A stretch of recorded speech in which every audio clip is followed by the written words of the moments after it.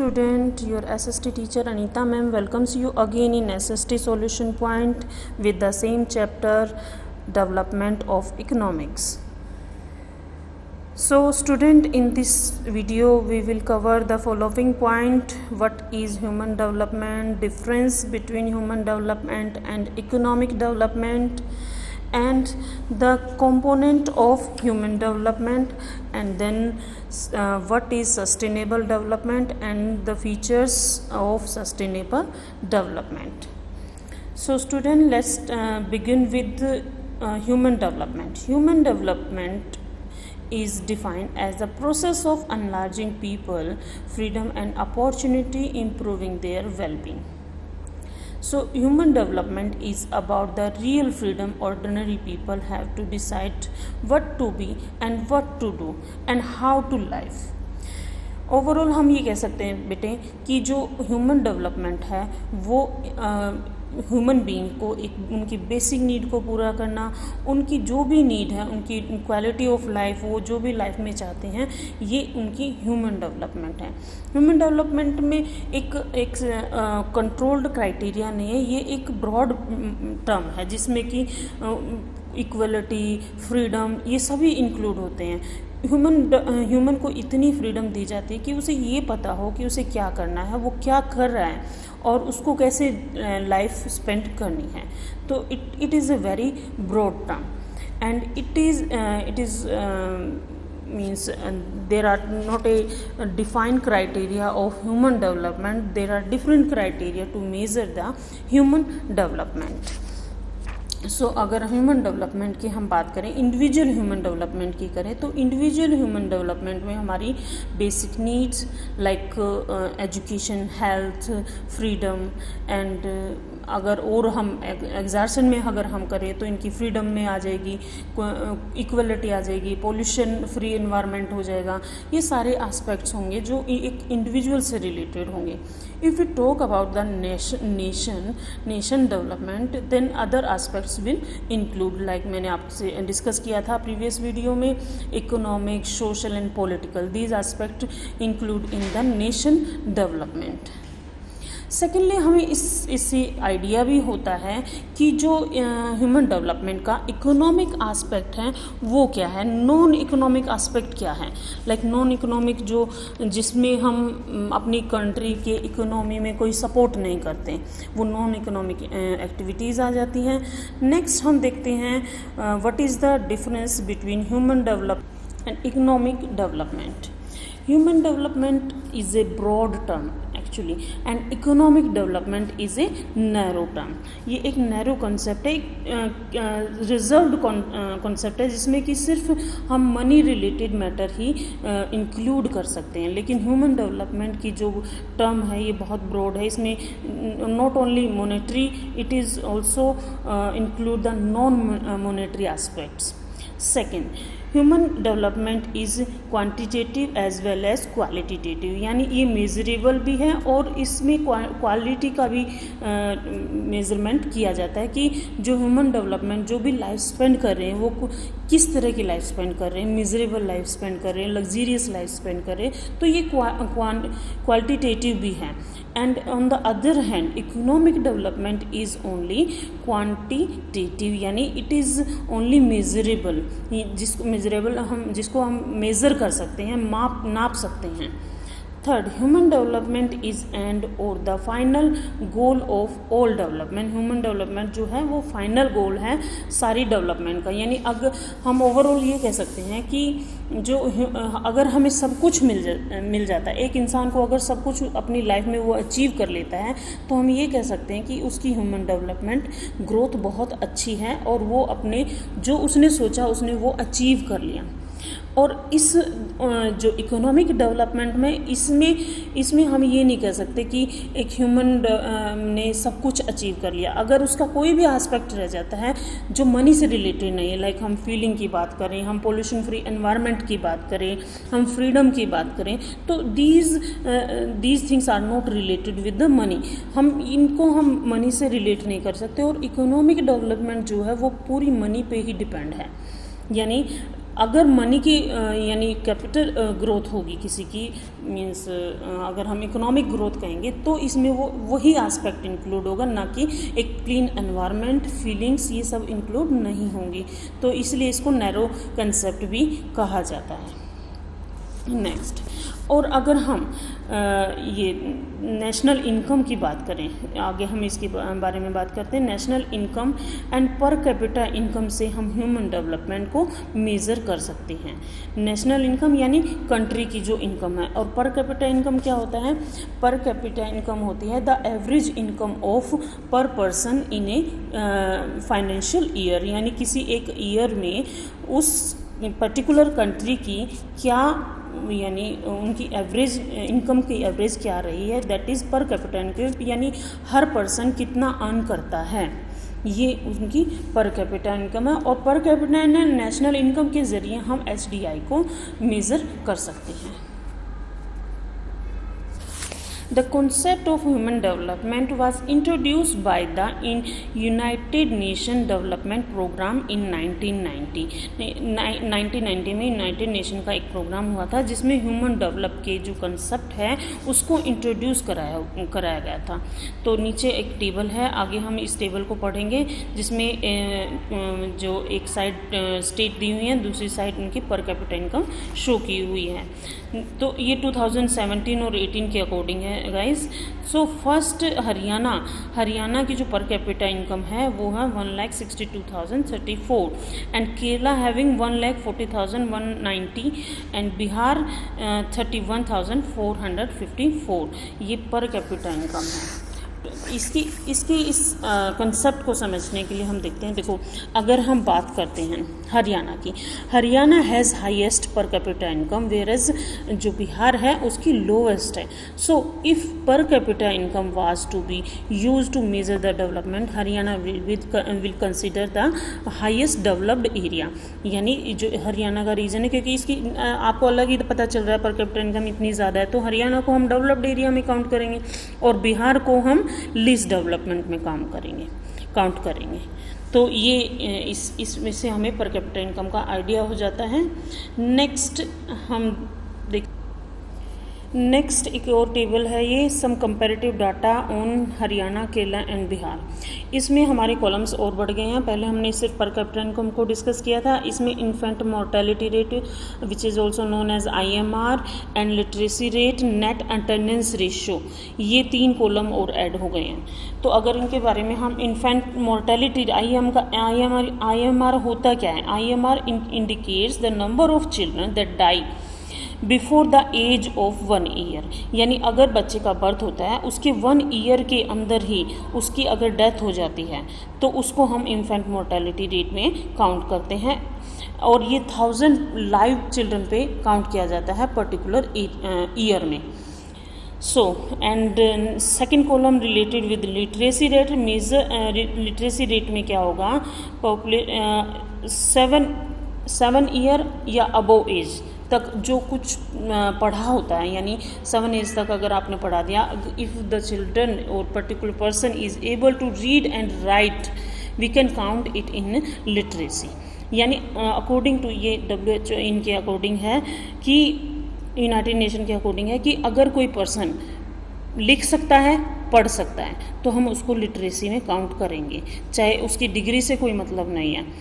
तो literacy rate है जो ये सेकंड कॉलम है। नेक्स्ट जो कॉलम है that is net attendance ratio is, ये क्या होता है? This is the total number of children of age group 14 and 15 years attending school as the percentage of total number of children in the same age group, यानी 14 और 15 year के age group के कितने बच्चे स्कूल अटेंड कर रहे हैं, ये हमारा क्या होता है? नेट अटेंडेंस रेशियो है। इससे हम ये आइडिया लगा सकते हैं कि किसी भी पर्टिकुलर रीजन का एजुकेशन स्टेटस क्या है, यानी वहाँ पे जो बच्चे हैं 14 ईयर और 15 ईयर के जो बच्चे हैं वो सीरियस हैं स्टडी को लेके या नहीं है। तो ये हमारा है। फर्स्ट कॉलम रीड करते हैं। First column is infant mortality rate IMR which is count on 1000 live birth according to 2016. Haryana IMR is 33, Kerala is 10, Bihar is 38. So we can say कि जो केरला है, out of 1000 children 10 children die per year. इसमें जो है केरला का सबसे कम है जो IMR है। देखो जिस कंट्री का सबसे कम IMR होगा इट मीन्स उस वहाँ पे हेल्थ फैसिलिटी बहुत अच्छी है। अगर जिसका IMR ज़्यादा होगा इट मीन्स वहाँ पे डेवलपमेंट भी कम है और हेल्थ फैसिलिटी भी नहीं दी जा रही है। जैसे हम देख रहे हैं कि बिहार का 38 है, जो बहुत ही कह सकते हैं कि ज़्यादा है, और ये ज़्यादा नहीं होना चाहिए, कम ही होना चाहिए। कम का मतलब यही है कि वहाँ पे हेल्थ फैसिलिटी अच्छी दी जा रही हैं। ये है। नेक्स्ट लिटरेसी रेट की अगर हम बात करें देखो तो हरियाणा का IMR है 33, लिटरेसी रेट है 82, केरला का 94, बिहार 62। तो लिटरेसी रेट में अगर हम देखें तो यहाँ भी केरला अप पे ही है, बिहार का लिटरेसी रेट भी कम है, हरियाणा मिडल में बढ़ जाएगा। हमारा नेट अटेंडेंस रेशियो की अगर हम बात करते हैं तो 61, 83 एंड 43। ये 61 हरियाणा का है जो अगेन वो मिडल में आ जाता है। केरला का नेट अटेंडेंस रेशियो भी काफ़ी अच्छा है 83, बिहार का 43। तो देखो इस तरह से हम देख सकते हैं। देखो हमने पिछले जो हमारे टेबल थी उसमें हमने पर कैपिटा इनकम के अकॉर्डिंग हमने क्या देखा कि जो हरियाणा की पर कैपिटा इनकम ज़्यादा है यानी हरियाणा डेवलप्ड स्टेट में आ जाएगा। लेकिन अगर हम अदर एस्पेक्ट्स, ये जो अदर एस्पेक्ट्स लिए हैं इनको हम देखते हैं तो इनके अकॉर्डिंग हमें केरला डेवलप्ड नज़र आ रहा है और बिहार लीस्ट डेवलप्ड नज़र आ रहा है अगेन, क्योंकि बिहार की तो पर कैपिटा इनकम भी सही नहीं थी। तो यहाँ पे हम ये कह सकते हैं कि जो only per capita income is not the single criteria to measure the HDI, these criteria also depend. तो ये तीनों क्राइटेरिया पे भी डिपेंड करता है HDI। तो according to this table Kerala is a developed country and Bihar is a developing country we can say. तो देखो बेटा इससे हम ये भी, वो हमारा मनी वाला क्वेश्चन हमने पहले डिस्कस किया था, हम ये रियलाइज़ कर सकते हैं कि ओनली मनी यानी per capita income related with the money, कि money in your pocket can not buy all the goods and services that you may need to live well. एक मनी से हम सारी चीज़ नहीं खरीद सकते, अदर फैक्टर्स भी होते हैं जैसे जो एक ह्यूमन डेवलपमेंट को शो करते हैं। तो ये हमने अदर फैक्टर डिस्कस कर लिए हैं। नेक्स्ट हम डिस्कस करेंगे क्राइटेरिया ऑफ ह्यूमन डेवलपमेंट या और component of human development. Then first is longevity and next second is educational attainment, third is real per capita income। तो ये तीन यहाँ पे components दिए हुए हैं ह्यूमन डेवलपमेंट के। First we will discuss about longevity। longevity shows the average expected length of life, यानी इंसान मीन्स ह्यूमन बीइंग कितने साल तक जीता है, ये एक्सपेक्टेंसी, लाइफ एक्सपेक्टेंसी जिसे बोलते हैं वो लॉन्गेटिविटी में आ जाएगा।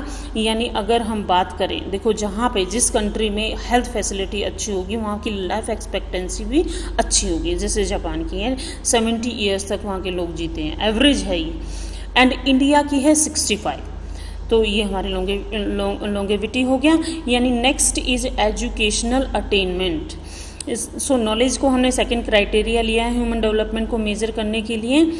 तो knowledge is measure to educational attainment, यानी adult literacy combine the enrolment और प्राइमरी सेकेंडरी एंड टर्शरी तीनों लेवल के एजुकेशन को कंबाइन किया हुआ। हमने देखा था टेबल में भी नेट अटेंडेंस रेशो क्यों लिया हुआ था, लिटरेसी रेट क्यों लिया हुआ था, क्योंकि एक एजुकेशन बहुत ही इम्पोर्टेंट क्राइटेरिया है किसी भी कंट्री में ह्यूमन HDI को मेज़र करने के लिए।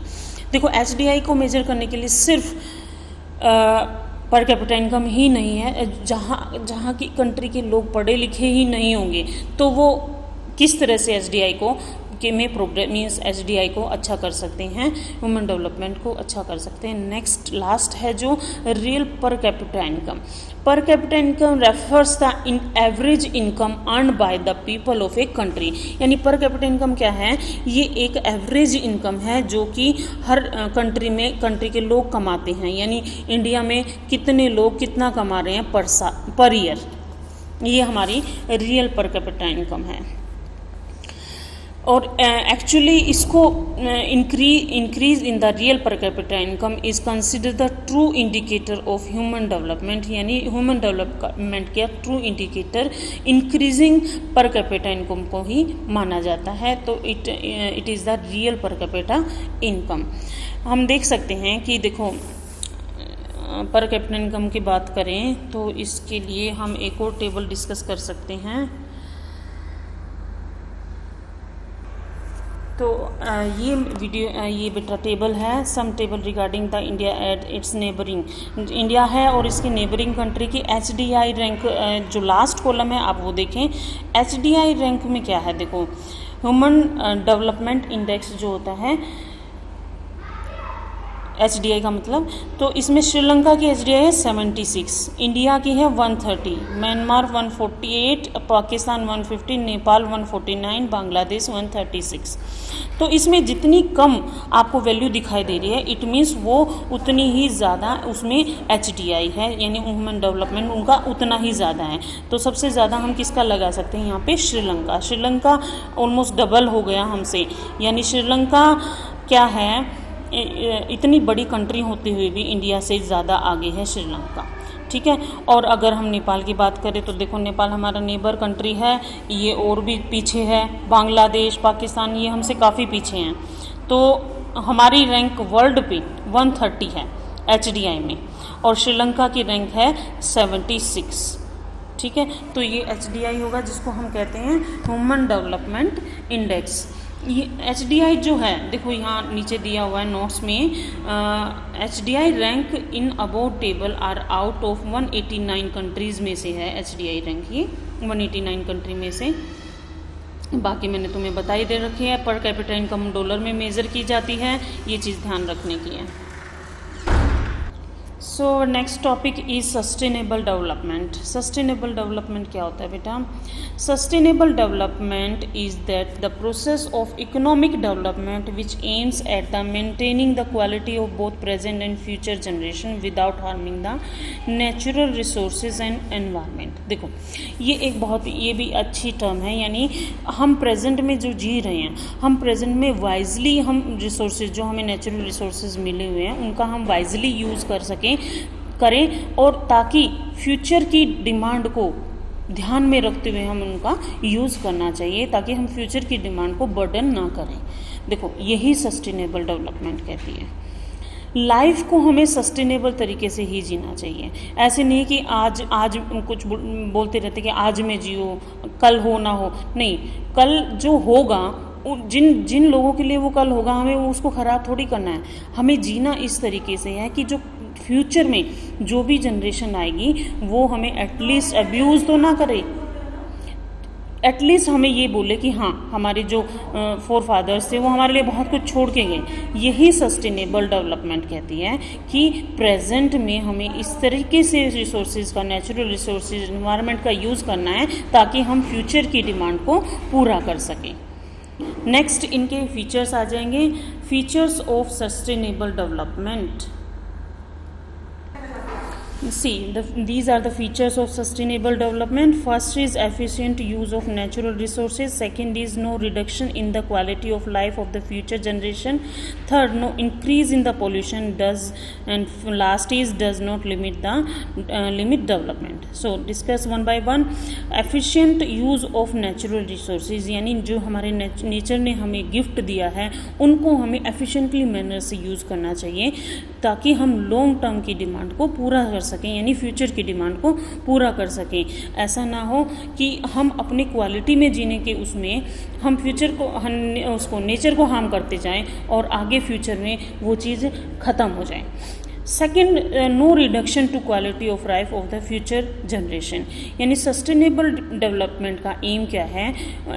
Making use of natural resources environment for rising the existing standard of life in such a way to bring down the quality of life of future generation, यानी future generation के लिए एक अच्छी quality को हमें प्रिजर्व करना है, quality life को प्रिजर्व करना है। इस तरह से हमें वाइजली इन रिसोर्सेज का यूज़ करना है, वेस्टेज को रोकना है। नो इंक्रीज इन पोल्यूशन, यानी पोल्यूशन को इंक्रीज़ नहीं करना। एक अच्छे स्टैंडर्ड के लिए, क्वालिटी लाइफ के लिए हमें ऐसा नहीं कि हम रेकलेसली इन चीज़ों को यूज़ करते चले जाएं, वेस्टेज करते चले जाएं, जिससे पोल्यूशन इंक्रीज़ हो। जो पोल्यूशन शायद हमारे लिए हार्मफुल ना हो, लेकिन आगे आने वाली लाइफ के लिए वो हार्मफुल हो जाएगा। Last is does not limit development, यानी डेवलपमेंट की सस्टेनेबल डेवलपमेंट का एम ये नहीं है कि लिमिट कर दो चीज़ों को, लिमिट नहीं करना, हमें उस मैनर में उनको यूज़ करना है ताकि हम आज भी अपनी नीड्स को भी पूरा करें एंड फ्यूचर की नीड को भी पूरा करें। तो ये सारे फीचर्स हैं सस्टेनेबल डेवलपमेंट के। नेक्स्ट हम बॉडी मास इंडेक्स लेंगे, जो कभी कभार क्वेश्चन में आ जाता है। सस्टेनेबल डेवलपमेंट श्योरली हर बार आता है पेपर में, तो इसको आप ध्यान से करेंगे। Next body mass index, BMI जिसको कहते हैं। BMI stand for the body mass index and it is a measurement of a person weight relatively to his or height, यानी ये हाइट यानी एक की जो वेट है और हाइट है, इन दोनों को मेज़र करके बॉडी मास इंडेक्स निकाला जाता है। How to calculate the body mass index, इसमें क्या किया जाता है कि जो भी अडल्ट है उसका वेट अपॉन हाइट का स्क्वायर किया जाता है, देन बॉडी मास इंडेक्स निकल जाता है। तो बॉडी मास इंडेक्स इम्पॉर्टेंट है बेटा, ये हमें ये बताता है कि आप कितनी न्यूट्रिशन डाइट ले रहे हो या नहीं ले रहे हो, या आपके एज के अकॉर्डिंग आपका BMI कितना होना चाहिए। अगर कम है तो आपको उसको बढ़ाना है, अगर बढ़ा हुआ है तो आपको उसको डिक्रीज़ करना है। ये बहुत हेल्प करता है न्यूट्रिशन डाइट के, न्यूट्रिशन स्टेटस को जानने के लिए किसी भी पर्सन के। तो बेटा यहाँ हमारा चैप्टर एंड होता है। अगर कोई डाउट अभी भी रह गया हो तो आप मुझे मैसेज कर सकते हो, पूछ सकते हो। According to me I finish this chapter and hope you will understand well. So don't forget to like and subscribe my channel. Thank you very much.